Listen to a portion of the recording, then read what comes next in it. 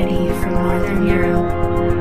RedEyesCreations.com. Welcome, new and regular listeners. Wherever you are, this is Henrik Palmgren. We are available worldwide over the internet through RedEyesCreations.com. We are dedicated to bring you some of the most fascinating, important, and vital information. Things that makes you think and question. Thanks for all the kind and supportive emails. Also, by the way, we do read them all. We do the best we can to get back to everyone. Josh Reeves, a Dallas, Texas-based researcher, filmmaker, and radio talk show host, is back with us today to discuss his film The Secret Right, Volume 2, that recently came out. Josh was with us last in July 2011 discussing Volume 1. The roots of the conspiracy culture goes deep and indeed into some interesting places, and we'll discuss some of it today. The film investigates individuals and organizations. Among the most notable are the Council for National Policy, the CNP, the John Birch Society, the JBS, and the Society of Jesus, the Jesuits, having deep connections with secretive priest-class societies and occult orders. Their creation of the 9/11/Tea Party/Truth/Patriot movements and the conspiracy theory genre at large, and their roots to the New World Order itself. Right, welcome back, Josh. It's great to talk to you again. How have you been since we last talked, Josh? Oh, I've been great, Henrik. Thanks so much for having me on, and it's a real pleasure to be back with you again. I've been busy working on the various research and stuff for the radio show that I do in the films, and just been continuing to try and find new information. And so it's a real honor to be back with you again. I had a great time last time, so ready to get into it with you here today. You bet. This is going to be really interesting. The roots of the conspiracy culture are very interesting. They go deep and they go into some very interesting places. We're going to talk about some of this today. This is things that are included in your new film, the latest release from the Global Reality. It's called The Secret Right, Volume 2. And of course, last time we talked about the first film and some of the other, overarching theories and things that you've been researching and working on. But first of all, I personally think it's not only healthy, but essential to question and to examine our own beliefs and where the information that has shaped those beliefs come from. Things that have, we've accepted as truths should be looked at again and re-examined to see if we're on the right track. And I'm personally a strong believer in highlighting the other side, other sides of the issue. That includes not only the other sides of the mainstream, but also the other side of the alternatives as well. And, when many are looking in one way, when one subject or one idea is getting a lot of focus, it's essential to look in another direction or to look behind even to see what's going on and question why and how so many people ended up to focus on the same thing or believing something very, very similar. So the idea here is that, obviously disagreements and debates are essential to finding answers. And this question, Josh, about controlled opposition is something we're going to get into here as well. We can see this with most popular movements, I think, in one sense. Grassroots movements are taken over at a very early stage, or they might even actually be started by the very organizations that the groups supposedly are against. It's a very clever tactics. But first of all, Josh, great job on the new film. I got a copy. Many thanks for sending it. So, good work on that, Josh. Well, thank you. I appreciate that, and I was happy to send it to you. But yeah, that's absolutely true what you said there, and that was, I guess, for me, and the biggest thing, and that was a question that I have had a lot through the years, I guess, since I started researching this stuff in 2007, and that was, is it that it was co-opted later on, or was it that it was created very, very, very from the very beginning by these people, the power structure itself? And so that was something for me. That at first, I guess when I made Volume 1, I didn't have that answer, and I feel now that I more appropriately have that answer, and I think it's detailed in the film. And most certainly, yes, you're correct. I think these things were set up from the very beginning to kind of rope people in and to make people think that they're getting the real actual truth while giving them a false reality, as you mentioned there.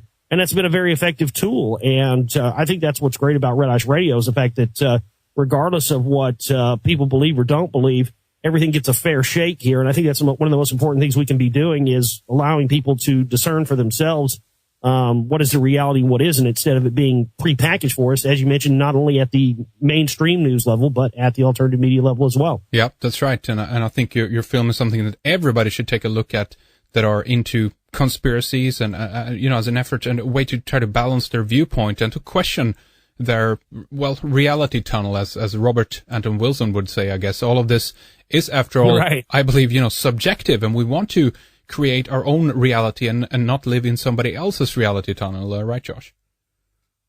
Absolutely. And that's the whole thing that I found, because when I first got involved in this stuff in 2007, on the radio and whatnot, I'd been involved for years before that, but I was very much a mainline, truther and an Alex Jones fan and all that stuff, and very much, mainline. And then just the first week I started doing radio, synchronistically, I was interviewing Peter Dale Scott, and he mentioned this group, the CMP, and just from there I went on researching, and I immediately started finding all these connections. So for me, it was one of those things where I didn't go looking for this. It fell in my lap, and when the information fell in my lap, I had a choice. I could either ignore it and stay in that paradigm, or I felt like I was doing this for the truth, and that's what I wanted. And so I was willing to take that leap. And yeah, it was scary and not, not a very, comforting or happy thing to go through, because you're going through this thing where all of the people that you kind of built up as your heroes and the people that wanted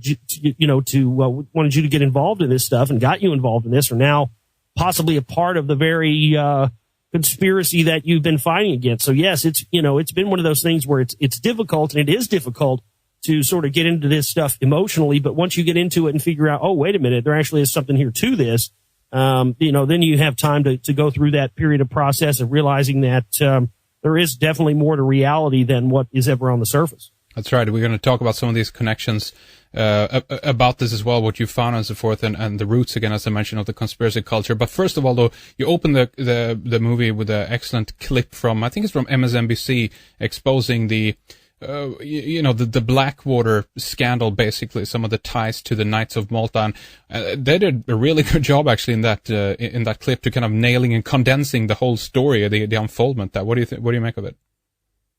Well, that clip, to me, what was interesting the most about that clip is the fact that in The Secret Volume 1, one of the things I mentioned in that film is that during the 2 years that I was making that film, we had searched literally high and low everywhere, looking for clips on the internet and looking for also clips in news archives, past news archives, because a lot of the old footage I get in those films, Henrik, we buy those and purchase that footage from the news archives. So it's very rare and hard to find footage, but we could never find anything relating to the Council for National Policy. And then literally within just a few months after that film coming out, we have this, like you mentioned, this clip on MSNBC. And what was startling to me is that there's little things in there that Keith Olbermann drops in that clip, where he talks about the call signs of the Blackwater transport things being, the Templar 1 and the Crusader 2, and all this. And he mentions a couple of people being CMP members and Paul Bremer and being Knights of Malta and all this stuff. Well, it was interesting because I had never come across a lot of that information. And there's somebody in there he mentions being a CMP member. That was another one where I was like, okay, I'd never come across that. So it seemed very interesting to me that they were letting a lot of information out of the bag in that clip that was previously unavailable. And it made me kind of question the reasoning behind it. But I think that the reason is because it really took a shift as soon as we went from having a Republican president in this country with George Bush to having Barack Obama. So it seemed that they were willing to take a little bit of the ammo to use against, the right wing at that time. But again, I've sent Secret Volume 1 and 2 out to a lot of these news outlets. And you would think that if they were really wanting to expose the right wing, as the left wing media here in this country claims they want to, they'd be all over a film like this. But of course, they haven't been because no, they don't want to, because it exposes their side as well. Well, exactly. This is what I'm getting out of it as well. What we're talking about here is an issue that is about controlling and subjugating the human mind and keeping the herd in the pen, so to speak. And you do this by offering them the controlled opposition and the opposition. You control the whole game, the whole chessboard, and you put your players down there, and then you let the people rally behind the various groups that you control. So one thing that's very accurate in all this, I think the analysis that comes out from the alternative movement, a lot of that too, is that we have a very, very controlled structure of left and right paradigm in that sense. And if we're stuck in that, then we're definitely stuck in that sense. But there's also then a third option in some cases, or maybe fourth and fifth, what have you, that's being offered, I guess. But that doesn't mean that that's not either part of the same control mechanism, Josh.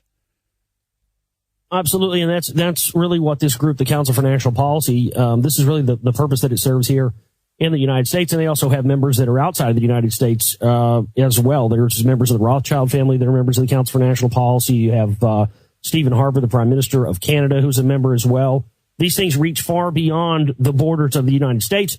But what they seem to do in these meetings, Henrik, from what we can gather, is that this is the place, and this is why they have so much secrecy surrounding it, why they don't want people to know who's there and where they're meeting and everything else, is because you have exactly that under one roof. You'll have these, we have here in the United States, we have like you said, the left wing, right wing, but within the right wing faction, you have 5 or 6 different or 8, 10 different factions. You've got Tea Partiers, and you've got, paleo conservatives. You've got, with the traditional libertarians. I mean, you've got all these subsections, and essentially what the Council for National Policy meetings allow them to do is to be able to coordinate all of these different groups under one agenda, under one roof, so that each one of these specific groups has their marching orders and knows how to execute the operation. And so that's, to me, I think why there is so much secrecy and no media allowed in these conferences, is because, a glimpse inside of one of these things would be a glimpse inside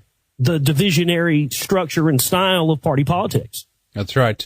All the work you do is not all the work, but much of the work that you do is about the concept that all roads lead to Rome, basically. The Vatican, we can talk about the Jesuits and the Knights of Malta, and this is something I want to, get into a little bit later here. But what if we just for a moment shift over to the root of the conspiracy culture and what that might have been?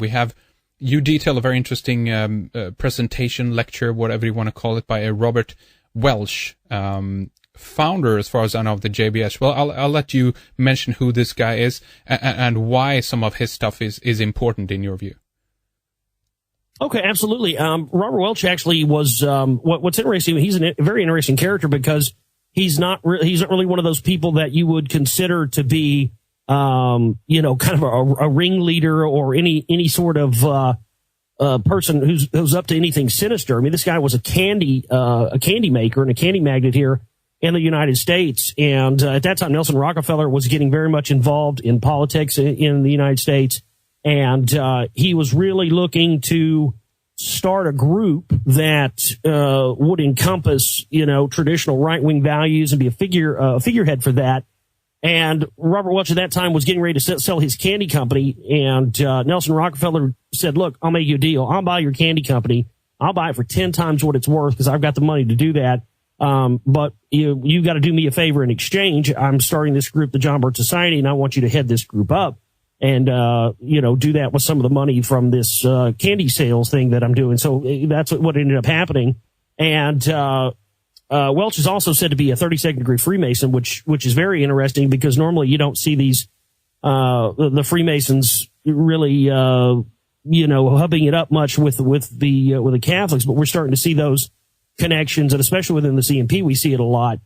But, Welch had begun, he started speaking about the New World Order and some of these various things. But in the 60s, in the mid-60s, right after the time of the Kennedy assassination, he started talking about the Illuminati. He started saying that, he believed there was more to the story than just communism, which had predominantly been the story up until that point. And it was just interesting.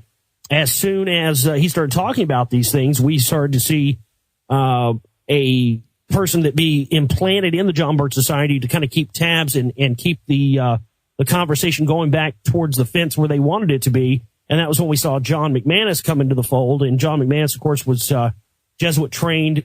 And he was, I had many times before, I think before the volume 2 was out, Henrik, I had made the misnomer on my show and in my films. I'd like to try and correct that here too, that all the heads of the John Birch Society had been Jesuit trained. But Coincidentally enough, on the research, the only one who actually had been Jesuit trained was John McManus, and he's been there since just a few years after the Kennedy assassination. He's been a guest on the Alex Jones show. This is the guy who I've really fingered as being the force that made sure that, okay, we're going to talk about this conspiracy and this, that, and the other, but we're going to keep it corralled and right towards the way we want it to be. Right. How have you been able to confirm Robert Welch Freemasonry connection? It's been really difficult for me anyway to try to. I've read various things about it, and it seems to be not 100% definitive. Are you certain that he was a Mason? You know what? I'm trying to look for that. I think I can't remember exactly where I got that information from. I want to say that the source of that information originally to me came through an interview that is just no longer available that I had done. I hadn't even been on air maybe 5 or 6 months. I think this was like January or so of 2008. I had done an interview with the late Eustace Mullins on my show, and Eustace Mullins, I had asked him about this, and he talked a little bit about personally knowing Robert Welch and being in the John Birch Society at that time, and being good friends with Robert Welch, and him admitting that to him. And then later, Eustace Mullins saying, that he had found out about the Rockefeller connection and didn't want to be involved in that anymore.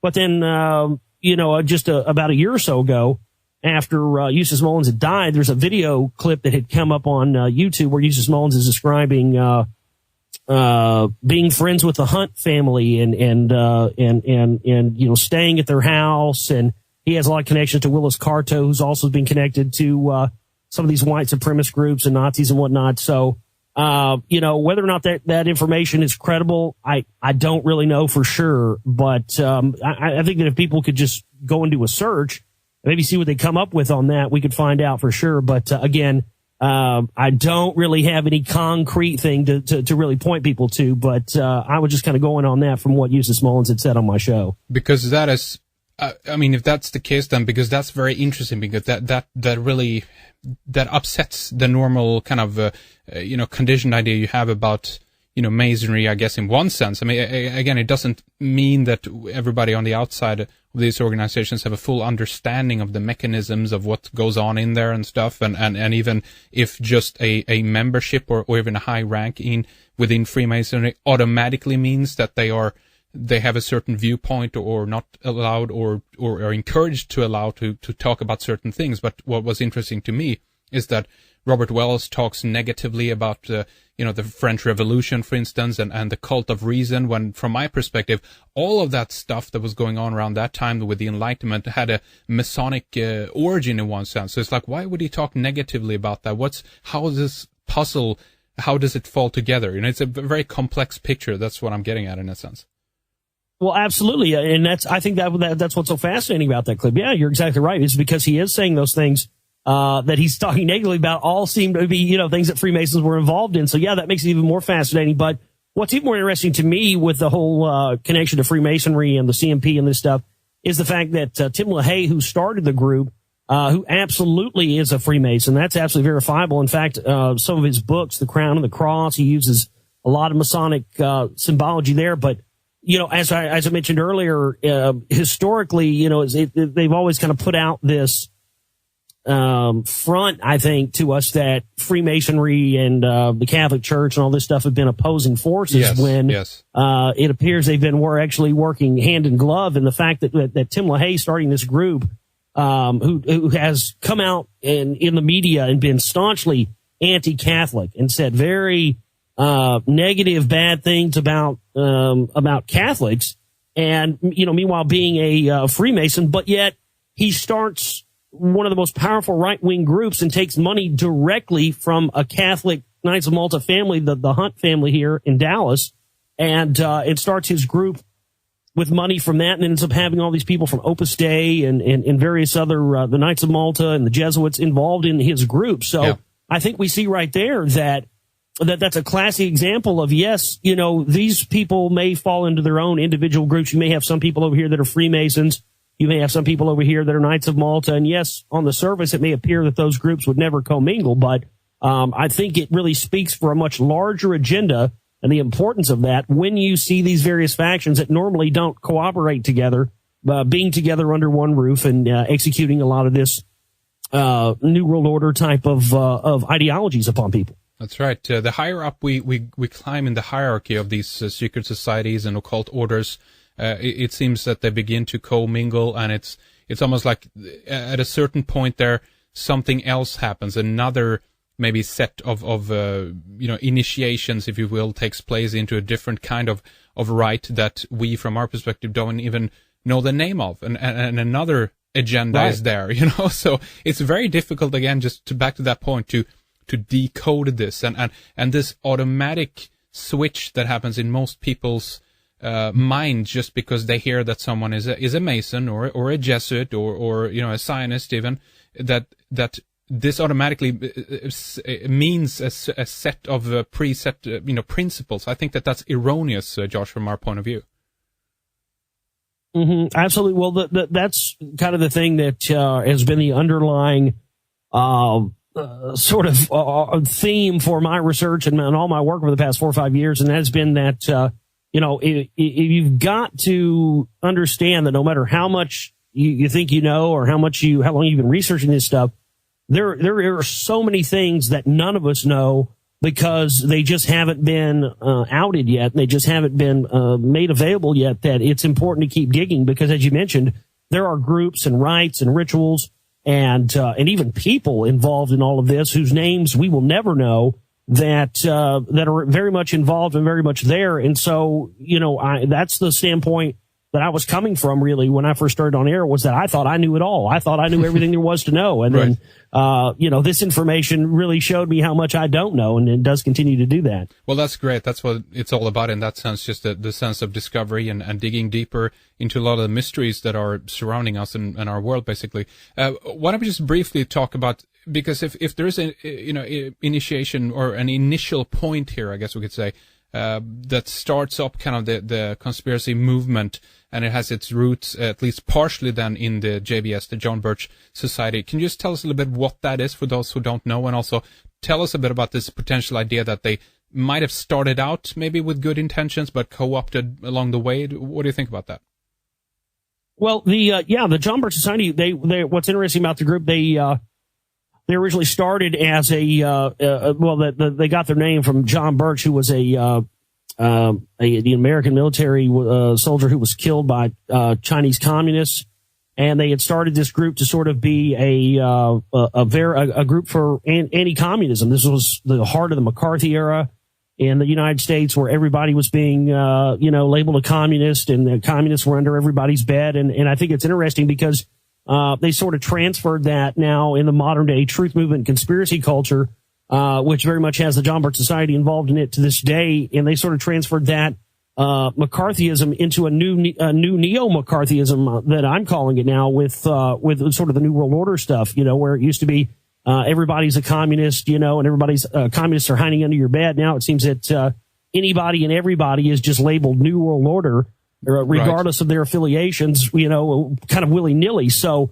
I find that very interesting. But with the origins of the John Birch Society, we started to see a lot of things that, it did seem that there were people in that were kind of involved with being, just people standing up for freedom. But as soon as Robert Welch started taking that angle of wanting to look deeper, because I think it's an inherent natural thing, and a lot of the people in the John Birch Society at first, I think, were kind of looking for the truth in the way that many of us are now, and they were searching for this. And it does seem that there was a point where Robert Welch really didn't just become a figurehead and somebody who was implanted there to run the group.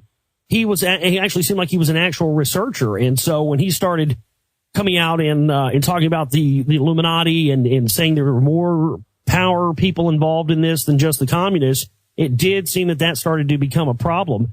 And I just found it fascinating that we had really the roots of the conspiracy culture starting just weeks after the Kennedy assassination on November 22nd, 1964, when you had Revelo Oliver, which is very interesting because his first name's his last name backwards, Revelo Oliver. Who operates like that from a palindrome? That just seems very interesting. But he had put out this publication in the John Birch Society magazine that was called Marksmanship in Dallas, and it was this what is considered to be the first real conspiracy theory type of thing that was being spun.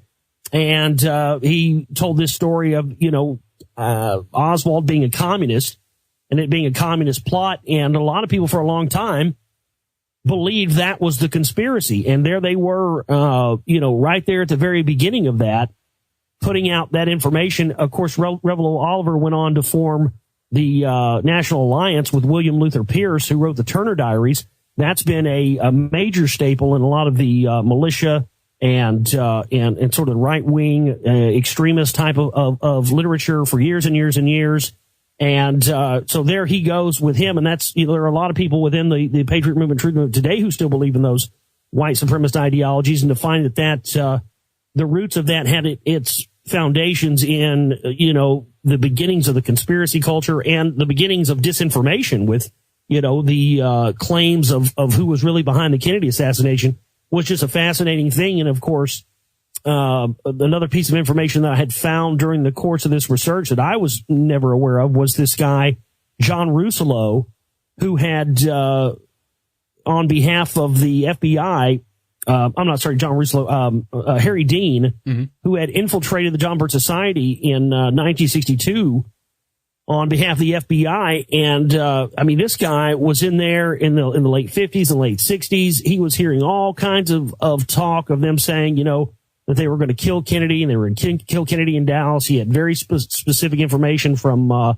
Republican Congressman John Russolo, who was a John Birch Society member at that time, former Army General Edwin A. Walker in Dallas at that time. And, he had recordings, tape recordings. His books, Harry Dean's books are very, very hard to find now. I've seen a few on Amazon, and they run in the couple of $100 because they just suppressed this information, because he specifically names in that book John Birch Society members being directly, not just, talking about it, but being directly involved in the Kennedy assassination. And to see how that information on Harry Dean has been, really, it's almost impossible to find on the internet as well. I've gone and looked for some of his books and have found a few of them. But it just seems that there's been a massive campaign to keep Harry Dean's information out of the truth and conspiracy culture, because, again, he fingers single-handedly the John Birch Society in there. When you look at things like Alex Jones getting his start from family members and stuff like that being in the John Birch Society, when you look at how many people have been involved with this group through the years, it just really, really starts to paint a picture of controlled opposition and of gatekeeping. That's right. It's such you do a really interesting portion, obviously, on the JFK and RFK assassinations as well in the film, but it's such a mess, though, this whole story. Obviously, just people like Oswald and Clay Shaw and all the others. Were they mind controlled? Are they joining socialist organizations to put focus on them? We have the ideas of double agents, triple agents, and they themselves at this point might not be aware of who they're working for or who they're joining to put focus on this group or that group. It's an incredible mess, isn't it? Do they even themselves know what they're doing anymore? What do you think? Well, I think I think that may be on the surface. It may appear that way, that these guys are running around like chickens with their heads cut off, and they don't know they're flipping sides, they don't know who's with who. But I think that when you really get down to it, there becomes a more direct, clear line of who these guys are working, especially when you look at the fact, like you mentioned, Clay Shaw, David Ferry, all these guys who were involved at the highest levels with the Kennedy assassination, all had connections back to the Knights of Malta, as well as all of the CIA, the big sacred cows at the CIA that Kennedy had fired, and when he had threatened to splinter the CIA into a million pieces.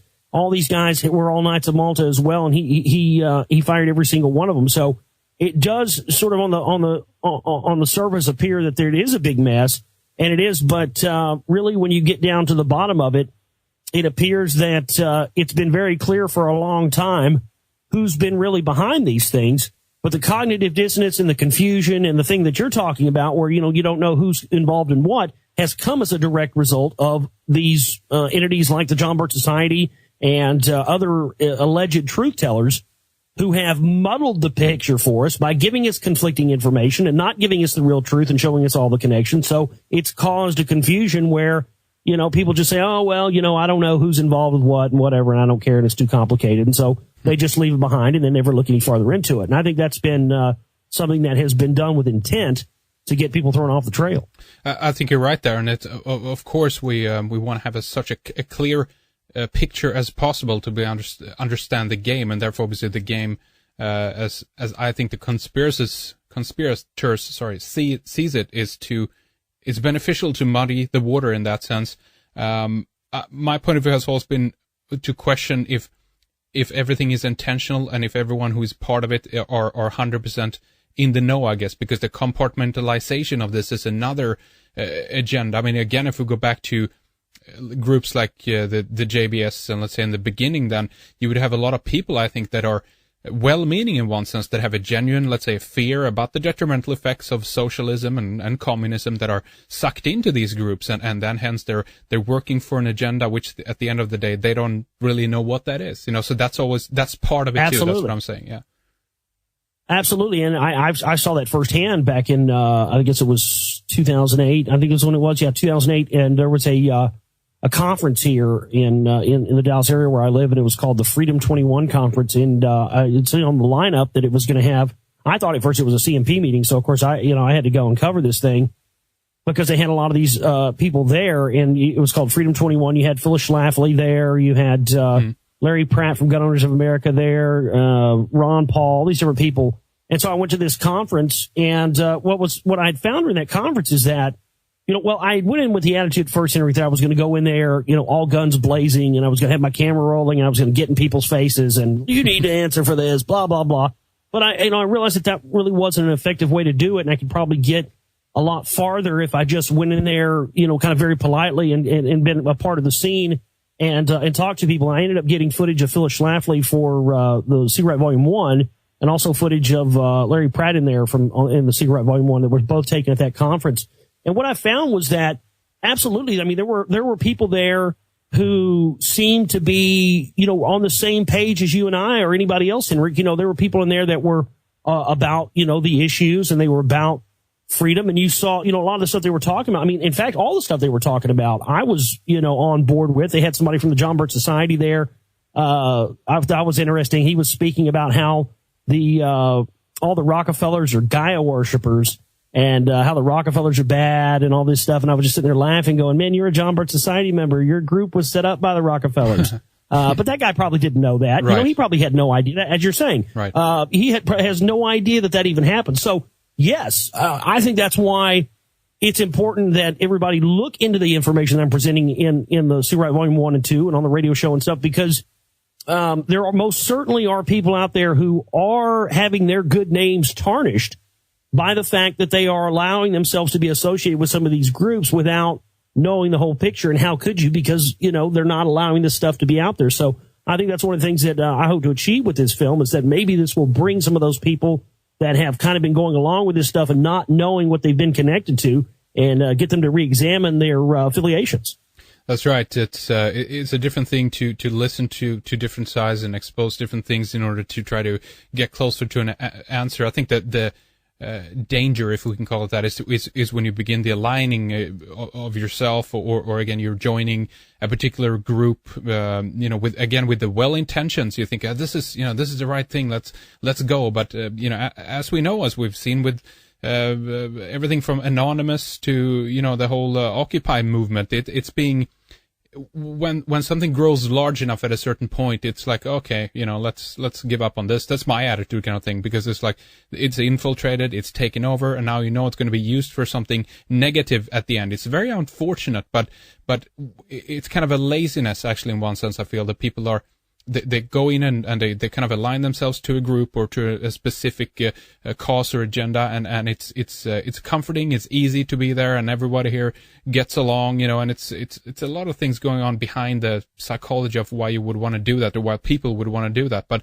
I guess what I'm saying is that advocating the joining of groups and all that is something I've always personally kind of stayed away from, just because of that potential danger in there, Josh. Well, absolutely. And it does appear that a lot of these groups, I mean, I look at it like this. If you wanted to control something and you wanted to control the flow of information, the easiest way to do that would be to have, and this is kind of what they do in the Council for National Policy, is they'll have, various different individuals who will handle different elements and aspects of the operation. You'll have one person who specifically talks about, fluoride in the water. You'll have one person who specifically talks about 9/11 or whatever have you. And, it's the reason I think that they do that, Henrik, is because, if let's just say that you're someone who you just woke up to the conspiracy of 9/11, let's just say that, and you have no idea anything about Alex Jones or a 9/11 Truth movement or any of that stuff at all. And so you find out, you get some information, you find out 9/11 wasn't what they told you it was, and then you're angry and you want to do something. So you decide that you want to start a group or something else to, find out the truth about 9/11. Well, when you go and start getting ready to start your group, you start looking, you find out that, oh, wait a minute, there's already, tons of groups and tons of people out there talking about this. So, it's much easier to go and join a group that's already existing if there's already like-minded people allegedly talking about that than it is to do something on your own. And I think that's what they count on. And I think that that's how they've gotten a lot of people connected to their ideologies. And as you mentioned, people kind of going with these groups without thinking for themselves is because, this information's already so overwhelming and scary sometimes that if you find what appears to be like-minded people who are into this stuff as well, you almost immediately want to latch onto that, to feel like you have people who are like you and think the same way. And I think that they totally have capitalized on that and have essentially set these groups up preemptively to get people roped into them. So, from the very onset, they have no idea that they're following a false ideology. That's right. And at the end of the day, too, we have the creation of divisions and infights, and it's kind of just like religion at the end, fights between Protestants and Catholics. It divides people, and it's just a big mess that happens of all of this stuff. But if we, for a moment, Josh, focus over, we'll go back. I wanted to briefly talk a little bit about William F. Buckley. He seems to be the guy who took over after Robert Welch, if I'm not mistaken, and he's an interesting character. He died a while back too, a year or two ago, I think, maybe more. Yeah, he's one of those guys that always seemed to pop up. And what had happened there was that William F. Buckley had started to right as soon as they began talking about the Illuminati and some of this various deeper stuff. He had renounced the John Birch Society in public because Robert Welch had made claims about Eisenhower being a communist. And we started at that moment to see this, what I believe to this day to be phony division and a sort of a split that was caused intentionally to get people further divided and to cause this schism within conservative politics at that time, because you did have people who, didn't really care what William F. Buckley said and continued to go on with the John Birch Society, even though it really hurt their numbers. And you had people that went to the William F. Buckley end of it, in his magazine and all that stuff, and sort of became the, what the right-wing party was established and known as. And that's really where you started to see the John Birch Society and the conspiracy theorists and stuff, started to be relegated to a fringe. Of course, you look at William F. Buckley's connections. I mean, my goodness, Knights of Malta, Skull and Bones. I mean, all the way across the board with this guy. And, CFR, it's just amazing. Yeah, CFR as well. It's just amazing how many different, areas that his name popped up in during the course of the research. But, he definitely absolutely was really one of the earliest characters that I think was executing this operation on behalf of the Central Intelligence Agency to cause these various factions within right-wing politics and party politics itself to spring up, because shortly after that, we started to see this echoed within the Republican Party here in the United States. We started to see, right around the time when Nixon was running for president, you had Nixon, and then you had Barry Goldwater coming out. And Barry Goldwater was really, the figurehead for right-wing John Birch Society and sort of the extremist stuff at that time. And before that, we didn't see that. And we started to see multiple factions within the right-wing party, which later then led in the 1980s to the formation of the Council for National Policy with Tim LaHaye. And that was really the key essence that I've traced back to this group, is the fact that, when you look at all of the groups that have funded and founded any of the think tanks, various think tanks throughout the world, from the Royal Institute of International Affairs to the CFR to the CMP, it all goes back to the Fabian Socialist Societies. And this was really what the Council for National Policy and the formation of this was about, to ensure that no matter who you voted for on left or right of the political spectrum, you were going to be making a vote for socialism. And I think that's indeed what they've done. That's a really interesting point, and that really puts things into a different perspective as well. What do you make of the Christian element in all of this? And maybe briefly we can touch upon Zionism later too. But let's begin with the Christian idea that we have, as detailed in that clip that you have in the beginning, that shows, the religiosity, if you will, of George W. Bush. It shows that he's a believer in God, and this is another crusade with the Iraq War. We have the connections to, Blackwater and Knights of Malta in there. What is all of that about? Do you believe that there's a true essence in that, and they truly are convicted of this, or is George W. Bush also a Fabian that is just posing as a fake kind of Christian? What do you think?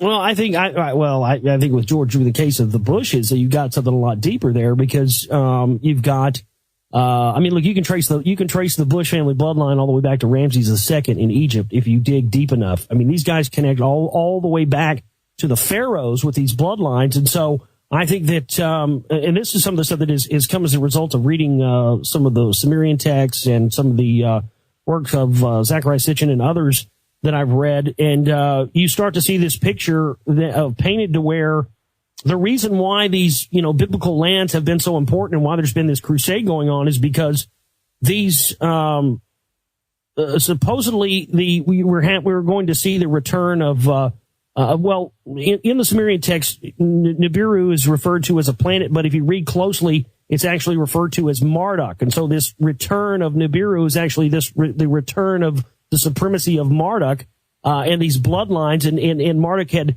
declared his rulers to be the controllers of these various lands, and it just happens to be all these biblical lands where supposedly these landing places, these landing pads have been located in Jerusalem and Sinai and all the rest of this, and whoever controls these lands in the time of his return is going to be the rulers. And so it appears that all of this genocide in the Middle East and all of this conquest and things like invading the Baghdad Museum for antiquities has all been a part of trying to reclaim this land that these bloodline people that are in charge today believe to be theirs and believe that they have to have control over because of some future coming events. And I believe that this is what the priest class and the Jesuit order and the Catholic Church and the rest of this has been hiding and has been keeping hidden and hidden away from us, is this fact that all of this is being done for a very old ideology that is now coming to fruition with the control of those areas. Now, there are some, Josh, that claim that this is a ruse as well and point to for instance, one of the connections between Sitchin and the fact that he had an office in Rockefeller Plaza, some of the interest that is behind his work in that sense, and that they've now created a myth surrounding both the Sumerians. I mean, my point has always been, all right, we have the work of people like Michael Heiser, very interesting stuff that deconstructs some of Zachariah Sitchin's points and shows a different story there. It doesn't take away, though, the stories that are in the rest of the mythological record from other cultures around the planet that have, meetings with the, entities and gods that come from the sky. There's so much there. So it doesn't disqualify the theory, of course. But what about the creation of a myth surrounding, E.T. or aliens, or the fact that humans are the slaves of another race and all that? Well, absolutely. I mean, it's definitely a possibility. And that's one of the things I've been looking into lately is that, the possibility that some of these things aren't actually coming from outer space, as we've been told, but possibly from inside of the Earth. So there's all kinds of different things in different areas you can go into and look into. But yeah, I think the key thing for me though is that regardless of whether or not any and all that stuff is true, the importance of these bloodlines and the importance of how these bloodlines trace back and who's in charge here, it's just undeniable. And so I think to me, that's one of the key things that I've focused on as far as the idea of the secret right and the CMP is because we do see so many bloodline people involved in this group. Phyllis Schlafly, for instance, is a Merovingian blue blood on both sides of her family. She comes from the Stuart bloodline and the Bruce bloodline. Right. And I, at this conference that I mentioned earlier, the Freedom 21 conference, I have never seen anything like this. When she entered the room, they had this luncheon with Phyllis Schlafly, and when she entered the room, everyone in that entire hall stood up and venerated this woman like she was the Queen of England. I didn't get it at the time. I was like, why are they essentially worshiping this woman? And then, of course, when you research her bloodline or family lineage, you find out why. And I found that very, very interesting, Henrik, that, all of these people simultaneously in this meeting seemed to be aware of that. They seemed to know that she was somehow royal and special and the rest of it because they were just venerating her and standing up and standing ovations, just the way that they were treating her. So that's one of those things for me where I sort of gauge what I believe based on the things that I've seen and the things that I've experienced. And there's no question that these people, for whatever reason, whether or not it does have to do with Sumerian stuff or Anunnaki stuff or not, for whatever reason, they do believe they have the divine right to rule. That's right. Yeah. Yeah, and that exactly, and that's really what matters at the end of the day is that whether we, from our point of view, believe this or not, or if we obviously very interesting, we can find supporting evidence for this. What the hell is going on? Why do they venerate the bloodline so much, etc. But exactly, they believe in it, and that really what matters. That means that their ideology and theology is going to be driven by this in one way or another. But if we, for a moment, go back to JBS and some of the more obscure information that came out in the beginning. At that point, do you think that the intention was that, let's try to create, if you will, a conspiracy movement, a big, group of human beings that are, led down this path, let's say, as opposed to another one? Because at the beginning there wasn't really that many voices that heard all of this. I mean, in your film you refer to, for instance, the records of Myron Fagan on the Illuminati and stuff, but that wasn't really. It wasn't big sellers, if I put it that way. It's very obscure, a small little faction. Do you think they anticipated it to grow as big as it is today, Josh?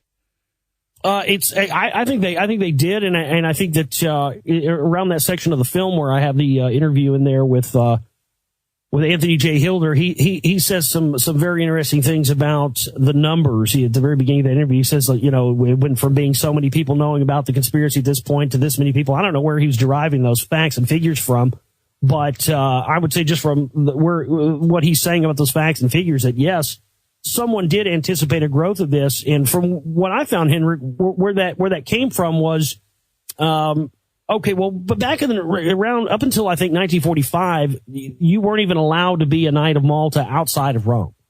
And right around the same time that you had the ending of the OSS, the Office of Strategic Services here in the United States, which led to the formation of the Central Intelligence Agency, that was at that moment when they decided that people outside of Rome could be Knights of Malta. So the Catholic Church at that time was looking for a new, essentially, and they were shifting the focus over from Protestantism, which up to that point had been the big boogeyman of the Catholic Church, to switching over to the boogeyman being communism.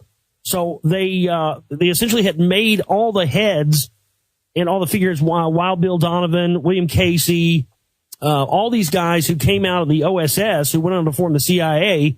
They made all of these guys Knights of Malta so that they could operate with impunity in any country in the world, free of laws or anything else. This is why Henry Kissinger is wanted for war crimes in so many countries and never brought to justice for any of those, because he's operating under the charter of the Knights of Malta. And so that was a huge shift, and I think that's why they started these groups like the Council for National Policy, John Birch Society, and others. Were more specifically at the beginning, was because they sort of had a, well, again, this is complicated stuff. I think it went back more to the rise of the League of Nations after World War II, and then the dysfunction of the League of Nations, which then led to the United Nations, because the League of Nations was really their first stab at global government.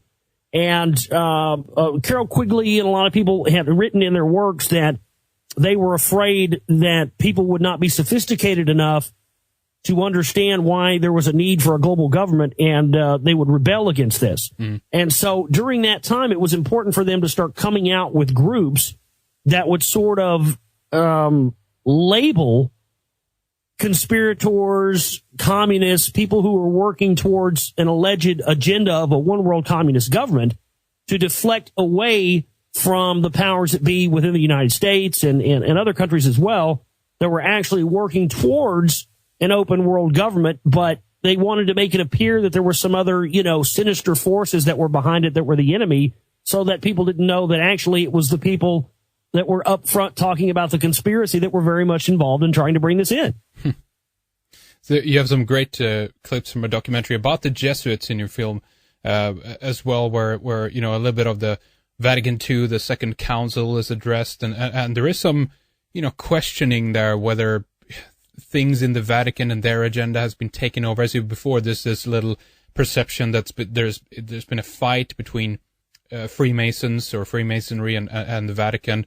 That's always an interesting little aspect there, but there's just so much to it in the way that the Vatican also has been reformed. But do you believe that the agenda of the Jesuits and their army, the Knights of Malta, is pretty much consistent, and that they've managed to stay pretty much intact, or have they been infiltrated to a certain degree as well, Josh? What do you think?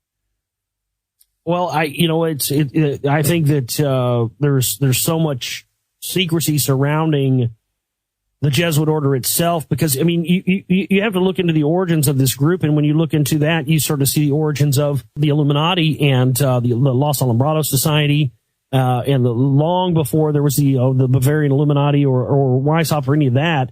And it does seem that there's been a consistent theme with the Jesuit order throughout the years of being, the military enforcement arm of the Vatican, meaning, our ideologies will prevail, and we're willing to kill and use an army to do it. And I think that's, when you really historically look at all the different events that have gone on through the years, you start to see this picture where, Jesuits are considered to be the highest education you can get is a Jesuit education.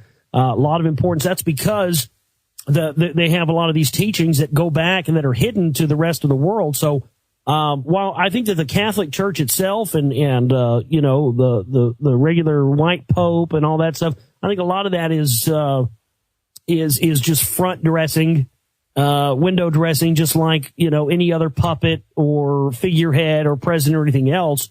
And, that in smaller numbers at the highest levels of the priests and the society, the general of the society, the Black Pope, you definitely have a lineage where this agenda is passed down. It is kept very pure at the smallest levels, but I think that they have definitely maintained this quest to be able to do things in the name of religious supremacy and in the name of God, without ever giving anybody specifics on exactly who these gods are, where they came from, and what their real agenda is. Yeah, it's true. The theology in that sense is very much unchallenged, and they've managed to erode a lot of the other information from around the world, and the Catholic and the Christian agenda is obviously there. Now, of course, if they, on the other hand, have a different set of beliefs and they've given this to the mass of the people, that can be argued as well. It's very interesting. We're going to continue talking more about this, Josh, as we proceed in the second segment. We're going to take a short little break here, but I want to talk more about your website first of all, and obviously how people can pick up a copy of the latest DVD. You have it in Blu-ray as well, and the website there is theglobalreality.com. And right there on the front page, you can just click into the DVD to find out more about that. But Blu-ray as well available and stuff. So that's pretty exciting. HD. It's really well made, by the way. Josh, tell us a bit more about how to get a copy of the documentary. Well, thank you. You can go to theglobalreality.com. That's my website. And there's a little tab there that says Buy SR2. And you click on that. And, yeah, we have different packages there. You can get a DVD or a Blu-ray. We also have a thing called the Research Pack that's pretty interesting that people can get. You can get those in configurations with DVD and Blu-ray. And what this is, it's a 4.2 gig data disk for your computer. And it's pretty much like a data dump of all of my files for the making of the film, and people can order packages with those, and you'll get extended clips. We have the full. You had mentioned the Georgetown clip there of the Black Pope talking about the New World Order. That actually comes from a full Georgetown University video that's about 45 minutes long, and it's very, very telling if you watch the whole thing. That's included in the research pack. All the pictures and some of the various extended video clips that are unedited are in there as well. So. People have really been responding to that, Henrik. The fact that because I try with my films, I try not to let all the information out in the films themselves. I try to allow people to have room to research this stuff, because I think it's very important that people have those aha moments for themselves when they find out this information. And certainly with all of the names in the Secret Right Volume 2, I really suggest people to have a pen and write down all these names that they hear, and go and research these individual names on their own and find out all the more information that's connected to them, because there's just so much, it's impossible to put it in the film. Yeah. And now that people have been doing that and researching it on their own, I think that the people have found that that's a lot more gratifying and fulfilling to sort of take the reins and responsibility for researching this stuff on your own and not leaving it in the hands of someone else. That's right. And then you do updates as well, of course, on your radio program. Tell us about that as well, briefly, Josh. Yeah, that's Monday through Friday at midnight Central Standard Time there at the network, and there's also archives and YouTube videos and all kinds of stuff. But yeah, that's how people support us, theglobalreality.com. Excellent. That's the website. Links up on redaxcreations.com as well. Stay with us, Josh. Really interesting stuff. We'll continue talking more about the film and about the research and about the work. We'll be right back. Back to the second hour together with Josh Reeves. We are talking about the Secret Right Volume 2 and some of the other material, of course, that you can find on his website, theglobalreality.com. We have much more to talk about, much more to address when it comes to some of these both misconceptions and also ideas when it comes to the roots of the conspiracy culture and everything else. I'd like to spend a little time on the more on the Illuminati and the basic idea that we have of the Jesuit connection as well. And the obviously you brought out this point about the Alumbrados. Tell us a little bit about this society and who's behind this and the connection to the Illuminati, Josh. Well, you had this group appear in Spain that seemed to be operating on some ancient knowledge, and they were seeking to essentially find and teach and learn about this thing called the inner light, or what we know as enlightenment. And so what was interesting about that group is that's where we saw St. Ignatius of Loyola, who went on to form the Jesuits, was involved with this group, and the foundations for the Jesuit order seem to be really rooted in these Alumbrados teachings. And this is where men were being taught that this power that the quote-unquote gods had also existed within every man, so long as we were able to access it through these ancient teachings and these various things that in some cases went back to ancient Kabbalism, went back to ancient things from the roots of culture from Samaria and Acadia and Babylon, the rest of this stuff. And this seems to be one of the key factors of illuminated teachings that were disseminated throughout various secret society structures. And so when Weishaupt had created his what he called the Illuminati in 1776, it was really not the same as what the Alumbrados had. It was more of an attempt to take these teachings in a watered down fashion and add illuminated or enlightened degrees to the already existing Freemasonic structure. And that's indeed what they did. And so it's just fascinating that St. Ignatius of Loyola, being really one of the figureheads of bringing out this Alumbrados information and then forming the Jesuit order and that becoming the sort of a military enforcement army. It really speaks volumes, Henry, to the fact that that kind of that Alumbrados structure transferred over to the Jesuits and this secrecy was involved. They want these teachings to be in the hands of a small amount of people, the priests. And of course, this was how it was in the olden times, in the days of Samaria and the older civilizations. We didn't have congressmen and senators and lords and all this stuff. It was the priests, and these priests that had the information kept it restricted and kept it kind of watered down and only allowed certain bits to be put out to the general public. I mean, it's just like in Egypt. They told the slaves the sun was God. Meanwhile, they had their whole pantheon of gods that within the highest levels. And I think that's that's sort of a theme for the entire religious structure to this day. And that has been men who have had access to information that they have not allowed the general public to have and have restricted in a large dose in order to control society and control the world in the way that they see fit. Because, again, if everyone had access to this secret information, you would have no need for a hierarchy, would you? You'd have no need for control. There would be no one to rule over because everyone ostensibly would be equal. And I think that's a very, very, very common theme that we see happen throughout the centuries, is that it always seems that people in general are being relegated to ignorance and being only told parts of the story, only enough to what they feel that they need to know in order to gain control over them. That's right. I'd like to ask you what you make of, allegedly Adam Weishaupt was Jesuit taught. I don't know if he was specifically became a Jesuit or how deep involved he was in that. That's definitely absolutely there. But then if we look at some of the activities of the order, the Perfectabilists, we had a lot of royalty joining, of course, some prominent names, yes, like Ferdinand of Brunswick. There's a number of people in there.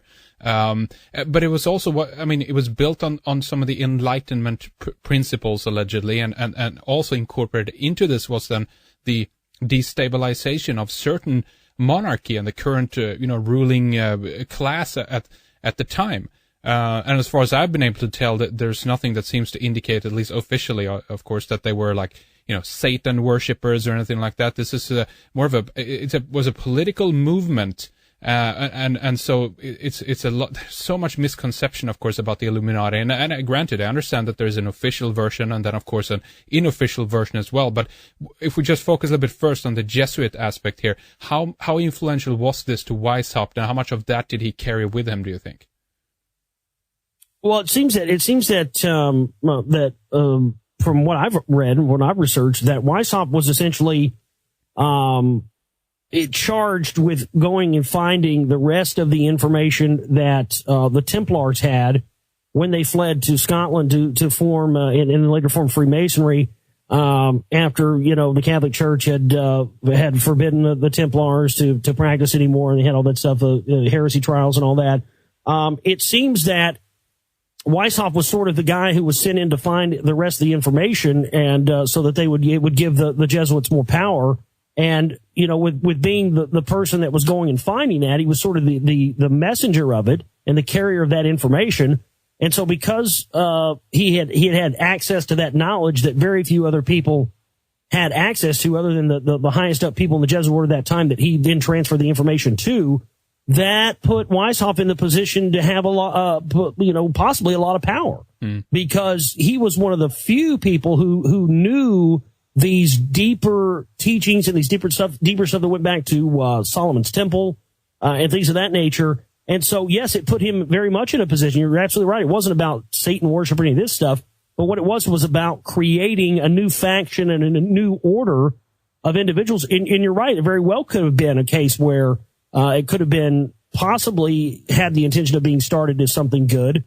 But, again, there's this overarching theme throughout history where, absolute power corrupts absolutely. And I think that that's the case with Weishaupt, where, I think he was trying to set up his own little shop and his own little power structure because of the heaviness of the information that he had in his possession. And so, I think some of these groups went underground and went on and splintered off and to form other groups, and certainly the secret society structure that came to America, that existed in all the universities and was set up on all the universities like Yale, definitely came as a result of the Weishaupt thing. So I think that the intent and purpose behind all that splintering was to water down these original teachings and to still keep the teachings and the fact of, man actually having the inherent power of the gods inside of it, if we only had the knowledge to tap into it, was something they wanted to keep from the general public at large, and also in the hands of a smaller amount of people that may have an opportunity to be able to challenge at that time what may have been perceived as power that was unwanted, like you mentioned, the crown or any of these other power structures. So right, absolutely. Right. I think that's been really a big key for these people, is keeping any and all of this information or these enlightened teachings out of the hands of people who may challenge them. That's true. And I mean, if you look at the climate in Europe at the time as well, I definitely understand, much in the same way that there is reason for groups like the Tea Party that props up, or even Jordan Birch, society in the States at the time. I think we need to look at it a little bit from the same point of view here, because the Illuminati at that time, then they had reasons to form, politically speaking, the shitty conditions in Europe, and they wanted to, I think, also then control dissent against the royalty that started to grow in Europe. So I think the rationale was, okay, let's create a group, potentially it's one of the theories, let's create a group that can represent an anti kind of royal approach, and at the same time then attract certain people from royalty itself, and use their power to advance the agenda of the group, of course. But this is a way, again, to create or to control the opposition in one sense, if it's true that the Illuminati really was the creation of the monarchy, and they were seeking to continue their own reign, possibly. This is, again, there's two different sides to this story, of course. I don't know which one you favor, if any of these, Josh, but just, that's an interesting point, I think, that there is a reason politically for why this was created at the time, but the question is, was it controlled opposition, or was it kind of the real deal, I guess? What do you think? No, absolutely. I mean, I think that's absolutely an argument that needs to be made, because I don't know for sure, Henrik. I really can't say, but I mean, it'd be hard for any of us to say for sure. But I think absolutely what you're saying is true. There is a precedent for the fact that, yes, they wanted to have groups that were a challenge to the crown or the challenge to other power structures, but they also wanted to make sure that those groups were controllable and didn't become a threat to their power structure itself as well. And absolutely, I think that's very much the case in the modern structure with the John Birch Society and the Truth Movement and the rest of this stuff, because you hear people say that they don't believe in left-right politics, or they don't believe in the left-right paradigm, but yet they'll say go and vote for Ron Paul, or go and vote for this right-winger and go and support this. So you can kind of see that thing where, okay, well, which one is it? Do you either not believe in left-right politics, or do you want people to support the system? And I think that's been the problem, is that people have been confused and been duped by people who were saying they don't believe in the current political spectrum, but saying, okay, well, in this case, disregard that and go vote and go support this right winger. I think that causes this thing where, regardless of whether or not you go into a ballot box and write Donald Duck's name in on the ballot, you're still verifying to the power structure that their system as it stands is okay with you. You just don't like the people that are running it. Yeah. And I think that sets up a very scary thing, especially with these CMP types, with the Christian Reconstructionists and the people who want to bring in this theocracy and a religious rule throughout the globe. And that is indeed what these people want to do. It's definitely true. What do you see as the fix, I guess, to that? There is a lot of people out there who are like, as you say, I think they vote for certain people because they see it that it's the best of the choices, although they might not prefer, who they are and so forth. And some to certain people seem like a very good option. But, what do you suggest instead? Non-compliance? How do we can begin to unplug people from the system, from the matrix in a way, Josh? Well, I mean, that's kind of a hard question to answer, because it's very inducive to the individual themselves. I don't think there's one bulletproof way for each individual to say, this is how you unplug each person from the matrix. I think that everybody, there's so many issues that everybody out there can resonate with at least one of these issues. And I've talked to so many people through the years, Henry, and every person I've talked to has had a different story about how they got into this. Some people got into this stuff through UFOs. Some people got into this stuff through 9/11, et cetera, et cetera, et cetera. And so to me, it really doesn't matter how you come into it, so long as you are, not getting caught up in some of these divide and conquer schemes that are being laid for you. But I really suggest to people, what I suggest is, non-compliance in the system, not voting at all, not registering vote, and really trying to not participate in their systems at large and getting that to spread. And there are many people that are doing that now. And I think that that's the biggest signal that you can send these people is that, look, I'm not buying into either one of your, phony paradigms now. And I think that's why they have so many different factions within the different parties now, so they can ensure that no matter what, they get the people voting for somebody and participating in this system all over again, so that the vicious cycle just continues and never ends. That's right. It's really interesting in that sense how people have been played, and the willingness of people to go along with it. It's very much a perception, manipulation of the perception that this is all the options that we do have, and in that sense, people are not empowered to do things on their own, but they're constantly, again, going back to the Occupy movement, they are, in one sense, Josh, they're looking towards the people that initially have created the problem to offer them a fix, because it's nothing really clear or tangible in one sense of what's, demanded or proposed. And furthermore, if you looking towards the people that have created the problem to begin with, and look towards them for the solution, I think you kind of lost the plot in a way. It's like it doesn't make sense to me at all. So very sad. Yeah, it is, and I think that's one of the biggest things to try and overcome is the fact that we've been so used to having everybody do our thinking for us, and I run into that problem a lot with people who listen to my show and stuff like that. Sometimes not for the most part, but sometimes I run into this situation where people don't want to do the research and do the homework on their own.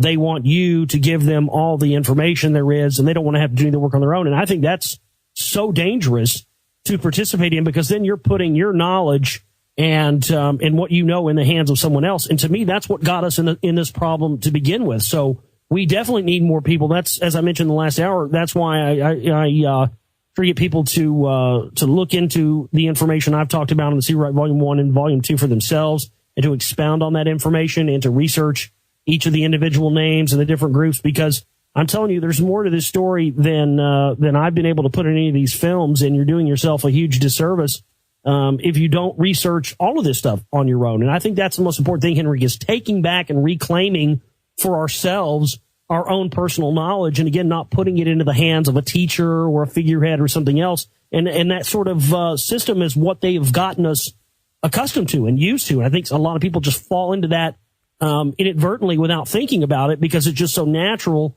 because that's the way things have been up to this point. And so, that's really what I stress with my listeners and the people who watch my films, is to please, please, please always do your own research.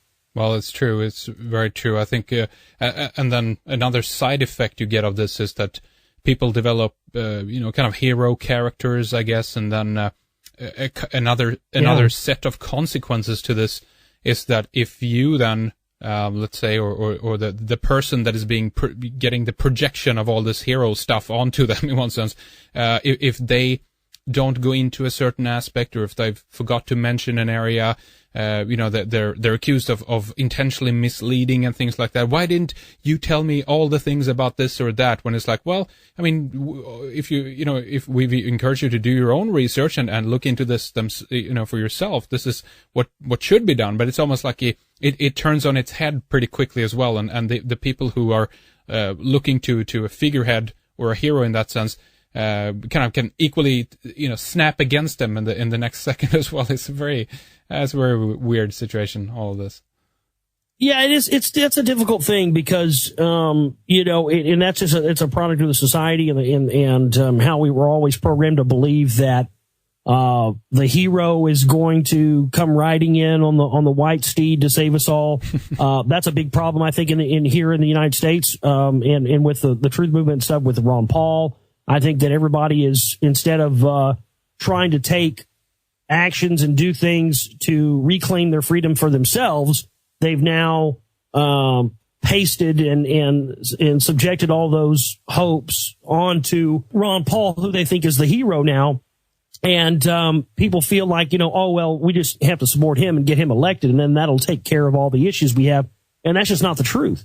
No person is going to fix any of these problems, and especially not someone who's an elected official within the system itself. It's just a pipe dream to believe that would ever happen. Yeah, well, exactly. Especially a president. I mean, how much do they really know anyway? It's been speculated within the conspiracy movement for a long time that the president is just a patsy anyway, and is not actually the controlling force behind something. It's committees, it's boards, it's business, corporations, and everything else. So what is this all about all of a sudden? Yeah, I think that's absolutely the case, and so people who. As you mentioned, say, this person left out this, or you left out this piece of information, or whatever it may be. That reliance on another individual other than ourselves to be the proprietor of our personal truth and our personal knowledge base is just dangerous business. And that's the business that we have as humankind allow ourselves to be in, where we're constantly allowing a third party to dictate to us how much we know. And I think it's time that every single individual out there takes the responsibility of what they know in their own knowledge base into their own hands. Let's shift area a little bit, and I want to ask you a little bit more about Khashoggi, some of the connections that you brought out in your film pertaining to that really interesting area. Who's this guy, Josh? Adnan Khashoggi actually is a very, very interesting character, and he supposedly has been connected to every major world event over the past 50 years. And you definitely see his hands in everything from black ops and assassinations to funding. He's really a bag man, so to speak. He's sort of a go-between between big financiers, Zionist financiers, such as Carla Khan and others. And essentially, when the powers that be are going to pull off an operation like Iran-Contra or 9/11 or anything else, they have to find ways to be able to fund these things and do these things off the book. So they set up front companies, they set up various organizations that appear to be, either selling products or doing something else, and then they have these ideologies around them where they say, okay, you want to look good, or you want to extend your life, or, you want to, have this miracle cream or this miracle product and, to, fight the New World Order or whatever it may be. And then the next thing you know, all this funding is being funneled through these products and then into other sources, which then goes to fund, one of the things that, Adnan Khashoggi allegedly did was provide all the money to the hijackers for 9/11, the alleged hijackers. And he had set up this, elaborate, product, magic creams, all this stuff. And it's very interesting that we see that same model in sort of the truth movement, patriot movement type of radio networks and stuff out there to this day. And Adnan Khashoggi 100%. Created that, but this guy he runs in a lot of circles with movie stars and musicians. Specifically, he's very obsessed with rock stars and musicians. And the rock band Queen actually wrote a song called Khashoggi's Ship about a party they had on his ship. And I started finding all these connections to these various groups that were operating out of Minnesota, in the Minneapolis, Minnesota, the same area where the Genesis Communications Radio Network operates out of. And all of a sudden, all these groups with, Genesis Intermedia, Genesis this and that start popping up. And I'd already known that Khashoggi had connections with Iran-Contra. And so when I started seeing well, like we talked about in the Secret Volume 1, we had Pat Buchanan, Jesuit trained, who was involved with the Council on Inter-American Security with Larry Pratt of Gunners America. They were funneling money between the Contras in South America and the CIA and the cocaine trade. And so to find this connection to Khashoggi with those two individuals, Pat Buchanan, who, of course, Alex Jones worked on his campaign in 1996. He's been a regular guest on the Alex Jones show, as well as Larry Pratt. And then to see Khashoggi having all these connections to all these front companies with the name Genesis in them, I started seeing red flags. And then, of course, to find the connection with Michael Aquino that we talk about in the second part of the film, and Michael Aquino's involvement in mind control operations, psychological operations, which is huge bombshell information, and that people will all see that in the film. I don't want to give too much of it away, but essentially, Khashoggi has been providing financing for covert operations that have been conducted by the CIA, the Pentagon, the Israeli Mossad. He's been doing this stuff for years and years and years. If people go and Google his name, I'm trying to remember how you spell it. Adana Khashoggi is how you spell his name. Adnan Khashoggi. People can go and research that and look up him on his own. I find it highly interesting that Khashoggi had finance through his Genesis Intermedia group. People try to say, "Oh, well, there's no connection to the Genesis Intermedia and Khashoggi and the real Alex Jones GCN." Well, that's just absolutely false, because Khashoggi had funded this guy John Gray, who of course wrote the book "Men Are From Mars, Women Are From Venus," and had claimed that Khashoggi had ripped him off. But also admitted that he had funded this the book that he had written. Well, Khashoggi had gotten this $250 million injection for Genesis Intermedia from the Jewish financier Carl Icahn, and this was the money that he provided to John Gray to finish his book. John Gray also went on to be a prominent 9/11 truther, appearing on the Alex Jones show, and also gave money to Barry Zwicker to fund his first 9/11 film, which actually was the first film made on 9/11. And later he ended up being an Alex Jones guest as well. So we started to see all of these various connections to Khashoggi, to the 9/11 Truth Movement. And then really one of the bigger ones to me was the fact that we had a connection directly to the 9/11 Commission itself with Keene, and Khashoggi providing money to Keene and the whole 9/11 Commission thing. I mean, it's just an absolutely unbelievable tangled mess. Yeah. That when you actually go through and start looking into, you start to see, oh my goodness, they set up this entire conspiracy 9/11 thing as a front to get everybody looking over here and looking over these different factions and groups and arguing over it. But yet the real power and the real people behind it go on untouched, unimpeded, and this has been a theme for these people going back to the Kennedy assassination. And even before that, as we mentioned before, this is seems to be the MO. In that sense, this is a standard procedure. Unfortunately, it's a mess, as you said. But you have some incredibly interesting connections, obviously, that you detail in the film, and we relay people further to that to find out more about that.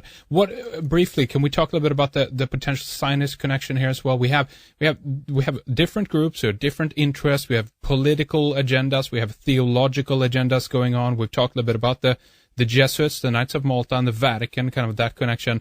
We do have a Zionist faction in there, involved in everything like this as well. It doesn't necessarily mean that Carl Icahn is a Zionist just because he's Jewish. But what's your take on the Zionist faction in all of this as well, Josh? Well, I think it's from my research, from what it's shown me, is that Zionism is an extension of this priest class structure, and that's what they use to basically further their overarching agenda to implant the people that they want in those biblical lands. It's definitely it's definitely there, especially within the Council for National Policy. We have lots of self-proclaimed Zionists within that group, and people who are constantly professing their allegiance to Israel and the whole thing. But I think it was very interesting to see that Khashoggi has been involved with so many people that have had these Zionist ideologies. But I think that, I think again, that's part of this thing where, you execute a plan or something like 9/11, you blame it on Arabs and the group that you're against over here, and then it furthers whatever ideology that you're behind. So yes, in some cases that ideology for some people is Zionism, for some people it isn't. You have, like we mentioned earlier, you have some people over here that are Freemasons, some people over here that are Jesuits. But I think that the biggest key thing is that all of these groups, no matter what their name is or who they are all colluding together at the highest levels to bring about these operations. And so I think that's why it's important to focus on all of them. And that's why, if I see someone that has a Zionist connection or something, I point that out. If I see somebody that has a Jesuit connection or whatnot, I point that out because it does show that there is no separation really within these groups. They're all working towards the same interests. Yeah, that's right. And you do have the Christian right in the States, other countries as well, of course, and they have in some cases unquestioned support for Israel. We have a very strong Israeli lobby in the United States, and even historically, we had some really interesting interviews lately about the relationship between both the creation, of course, of Jesus, the Messiah figure, obviously, how this has served a political agenda of Rome, but also involved in this, of course, we have an agenda of Judaism, and the fact that there's been a force here between both sides to fight each other, both from Rome and both from the other side. And again, it can be questioned down the road ad infinitum if these groups now have they joined up? Is there still a battle between them ongoing? No doubt, though, there is a relationship and there is a dance, if you will, that's going on between these groups. And I think that most people today might look at it very just with modern goggles, if I can put it that way. But the fact is that this has very, very ancient roots, as you've been pointing out as well, Josh. And that's one of the most important things. If we want to understand what's happening today, we need to look back into the history and just realize this concept that it's an old game plan that still is it's ongoing, and this is what are the reasons why we're seeing the ramping up for a conflict with Iran today, why they're going into to Syria almost now as well. This is just it's continuing. The plan is unfolding. That's what I say, Josh. How about you? Well, absolutely, and it is unfolding. And I think that in the modern day, we have so many newer examples now of how these groups who in the past had been opposing each other, such as the Catholic Church and Freemasonry, and now we're seeing stuff coming out. Well, there was an article that came out a few months ago, and a big scandal where now they're allowing Freemasons to be involved in the Catholic Church and be archbishops and the rest of this stuff. So that really shows a transitional shift, but. Again, we've had, be it Freemasonry or Judaism, all this stuff was absorbed into the Catholic Church so long ago that, the time in which these things were sort of different factions, possibly working against each other has kind of gone in the background. Mm-hmm. And, so the newer initiates and the people that are coming into the secret society groups or the Freemasons or whatever else in the modern day, they don't have any context for a time in which these groups were separate and working for different goals. So now if someone gets involved in the Freemasons, they may have a knowledge of the history of it being against the Catholic Church and those being opposing forces, not even knowing that in the modern day, a lot of those divisions and factions have, in fact, gone away in exchange for cooperation and working towards mutual interests. Yep. That's absolutely right. Very good point. Why don't we shift over a little bit and talk about obviously where you're kind of heading towards the end of the DVD and some of the areas where you're leading into next. So are you planning a volume 3 or what's happening next here, Josh? No, I don't know. It's just going to depend on where the information goes. People kind of ask me if I would make a volume 3 because there's a lot of stuff that I left out in volume 2 and maybe I'll do that eventually. I just don't know yet, but I really am trying to focus on for the next film, but it's kind of up in the air just because we don't have a budget and all that stuff for the next film yet. But I'm really trying to focus on the next film into some of these ancient and buried societies and civilizations that I'm finding now are all over. I'm sure they're all over the world, but specifically here in the United States where I live. And one that I've came in fascination with about 7 or 8 years ago was this thing called the Rockwall, the ancient Rockwall in a town called Rockwall, Texas, not far from where I grew up my whole life. We find a very, very interesting thing there.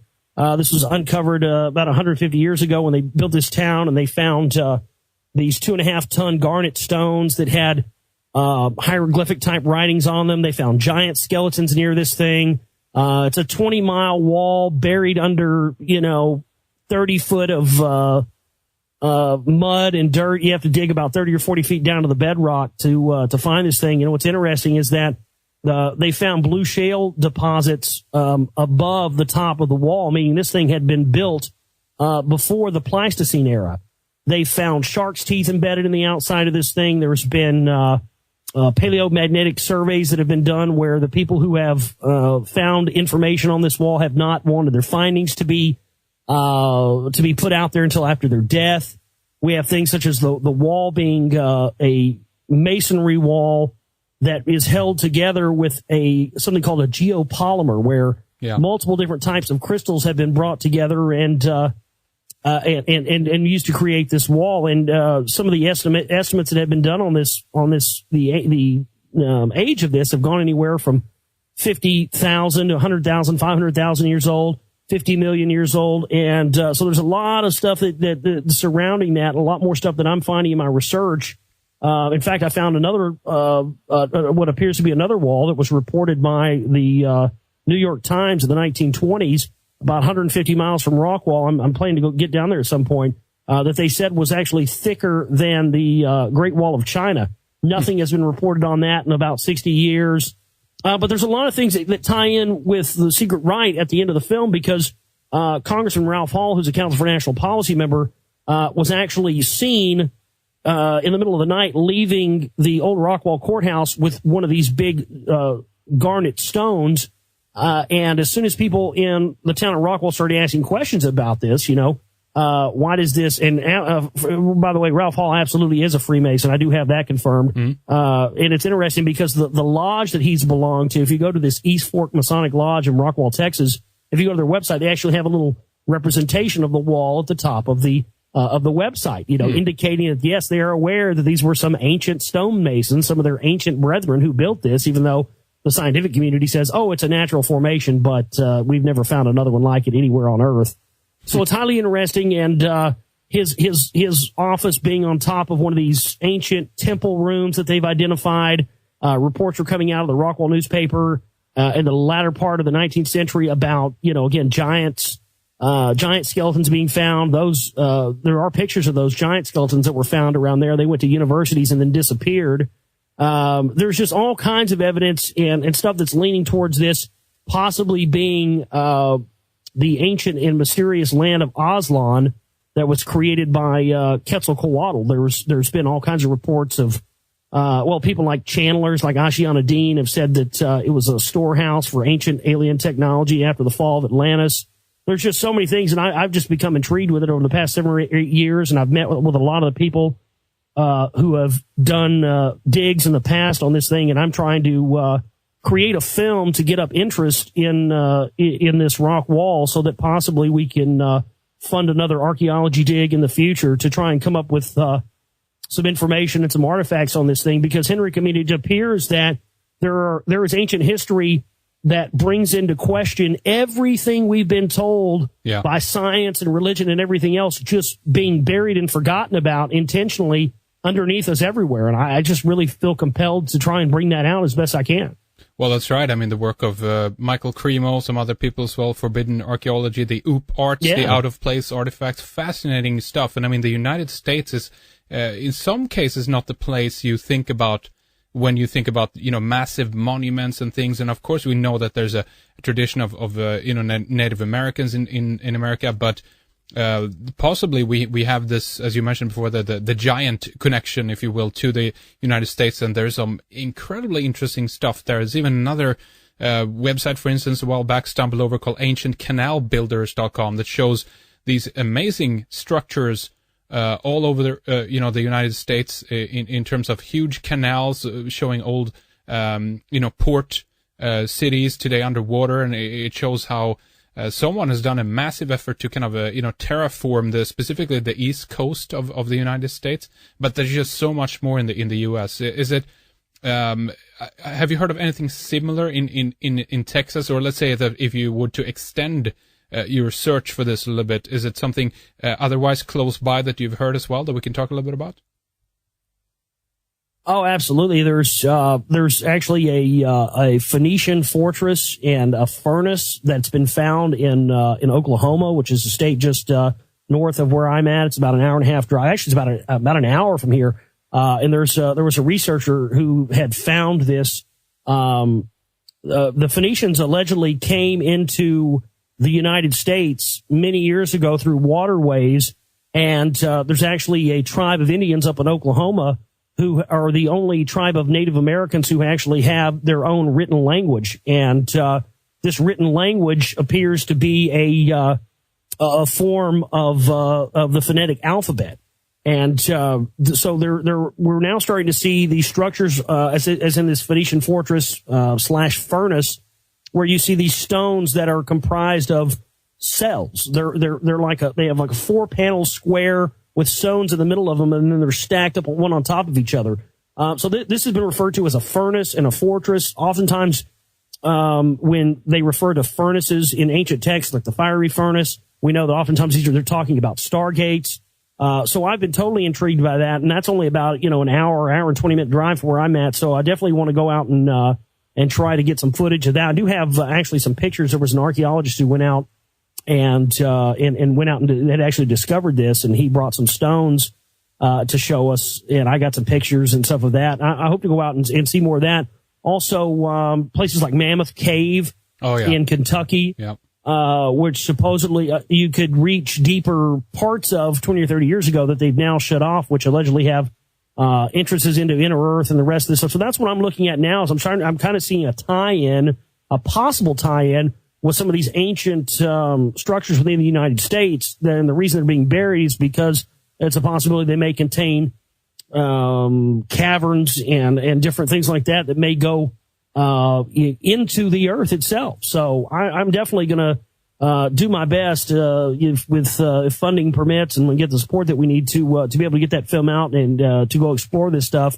It's going to be a different type of film than what I've made before, because it's going to consist of just actual footage and things like that, not news clips and stuff of that nature. So I'm really trying to push the boundaries, Hendrik, as far as looking both at the political structure and the secret society structure of these things, but also the things that are being intently buried and not allowed to be brought to the forefront because they contain some information that, again, challenges the power structure. And I think that's the point of all of this, really. Well, exactly. I mean, that's what's so really interesting about all this, that this might be where things are heading. There has been a kind of a reluctancy from certain portions as well of the alternative community that it's kind of okay for a while. You can look and talk about UFOs, but really we know that it's kind of bullshit. And if for whatever reason we would like to criticize you for anything, we could always just say that, hey, you're looking at UFOs, buddy. So, you're kind of disqualified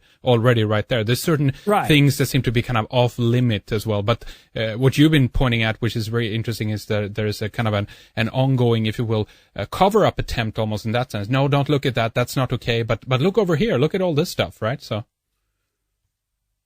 It does seem that way. It does. I mean, everywhere I turn it, I mean, I can remember some of these subjects, not looking into some of these subjects in the past, because I had listened to people who said, don't look into the Sumerian stuff, or don't look into any of this, secret society, because it's a distraction. Focus on bankers and all the rest of this. And you start to come to find out, oh, wait a minute.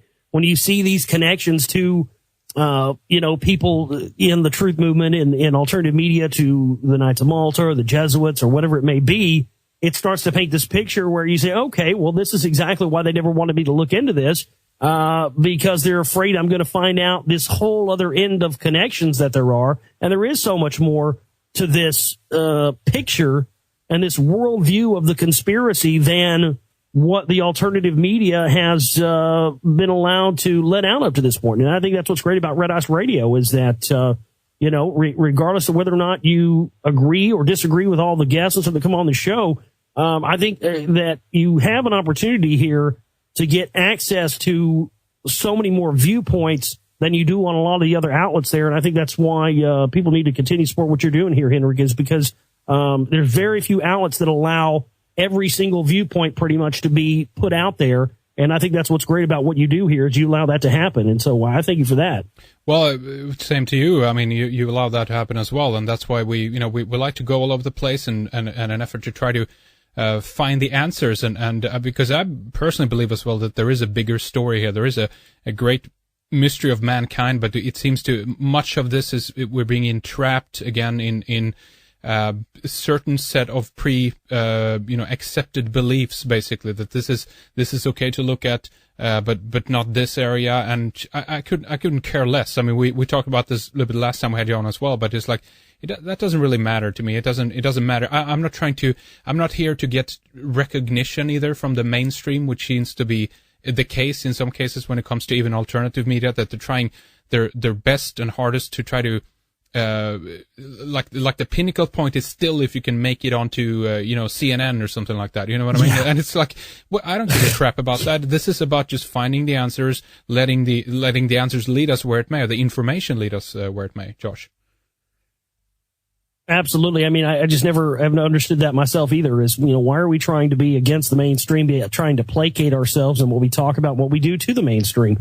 Obviously, the mainstream of whether it may be media outlets or books or movies or whatever else has obviously proven itself to be a faction and a control arm of the power structure itself. So that to me is why there was a necessity and a need for a quote unquote alternative media to come up with. But as you said, unfortunately, a lot of those people, just as a comfort zone thing, have fallen back into this same. I'd be honest with you, Henrik. I see lately more fear and paranoia and just frankly bullshit from the alternative media, almost more than you see from the mainstream media these days. I mean, it's absolutely mind-blowing to me to see how much fear-mongering and scaremongering is going on within the alternative media and doomsaying and the rest of this stuff. And look, you're never going to be able to think rationally or act rationally in a situation to save your life if you are acting on the basis of fear.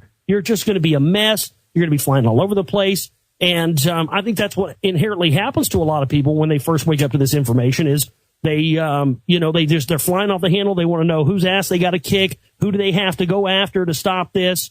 Because they're just operating on an emotional basis. But when you allow your rational mind to come in and you start looking at and actually having some discernment about this stuff, you start to realize that some of the things that you were made to be in fear about are the fear itself is distracting you from being focused on things that you may actually have the ability to change. And I think that's been a very, very distinct operation is to keep us from actually engaging in actually changing things. They keep us paralyzed with fear and paranoia. And that's a very dangerous thing.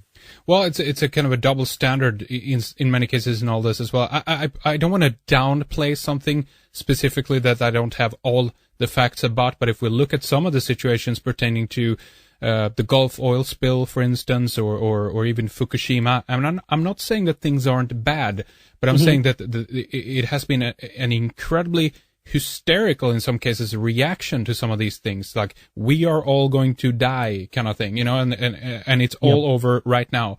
We're still here, and again, I'm not saying that things are great there and don't worry about it kind of thing, but I see what you're saying there. It's a hysteria involving around that, and in some cases, this can come from people who are, can have an approach that all this, nonsense about 2012 and doomsday, that's all garbage. But let's focus on this that's happening right here. That's our doomsday. It's within the same kind of paradigm, if you know what I mean, and hence a double standard to me, Josh. I couldn't agree with you more, Henrik. I'm so glad you said that. I mean, I run into that so many times during my radio show and during my research, and it's so hard to get across to people the idea that yes, I am concerned, or you're concerned about this event or that event, Fukushima or the oil spill. And yes, we are concerned. And yes, those things need to be exposed. But you're absolutely right. I mean, there just becomes all of this. I mean, I can't believe all the stuff that I heard. I've heard everything possible about both of those events. And I know you have as well, Henrik. I mean, I've heard everything from, aliens caused the oil spill in the Gulf to, Israeli Mossad submarines launched missiles at Fukushima. I mean, there's just this constant thing of paranoia and fear and minimizing our power and our energy and our ability to be able to effectively try and disseminate the facts from the fiction. And I think that that's exactly what they do by keeping people in this frozen state of fear, is they keep that mind frozen, and then you're not allowing people to actually discern for themselves what's going on. And both the alternative media and the mainstream media have done a fantastic job of that as of late. Yeah, it's true. And I remember even hearing a while back that the whole Gulf was going to explode. They were drilling into some kind of batholith point there, and the whole freaking thing was just going to blow up, and but it pries on the audience in a sense, and it keeps on coming back for more. In that fear state, there's actually an addiction as well, with pertaining to the adrenaline that's produced when you listen to it. There's a lot more to it than that, and I'm not saying in every aspect this is a detailed plan, but that's certainly one of the side effects in all this.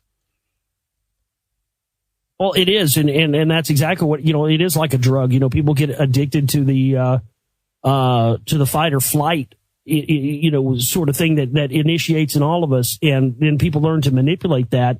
The fact of the matter is that a rational person who is operating on all the best facts that they can come up with is going to be much more effective than someone who's running around like a chicken with their head cut off, scared and saying the sky is falling. And again, true. I think that is the ultimate point in all this, Henrik, is they don't want us to be researchers and people who are finding the truth on our own and finding it unfiltered.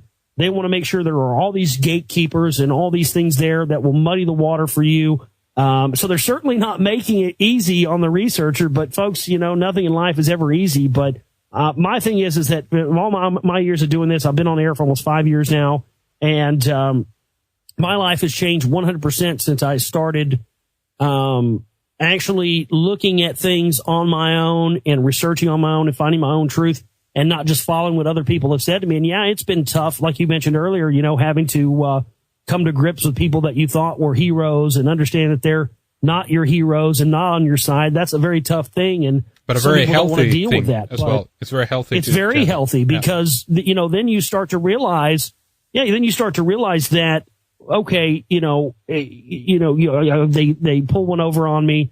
I fell into this trap again, but I'm not going to allow that to happen. It's okay to admit that you've been duped. It's okay to admit that you bought into, this truther's information or this researcher's information. It's okay. Nobody's going to look down on you or think bad about you because you bought a lie. I bought a lie too. We all have at some point. But the real fact of the matter is, are you going to move on from that? Are you going to continue to push forward your own knowledge and your own enlightenment and try to do the best to share that with other people as well? And I think for me, Henrik, that's become a real focus of all my work. Absolutely. I mean, this is about continuing the search in that sense, and don't expect to have the whole picture yet, and have some humility in the attitude towards both the information, but also in the way we, present or claim to have all the answers or all the truth, and just keep more of an open mind and just share what we have, obviously, and don't hold anything back in that sense, but don't claim that this is the ultimate truth and this is what everyone else should think as well, because that's horrible.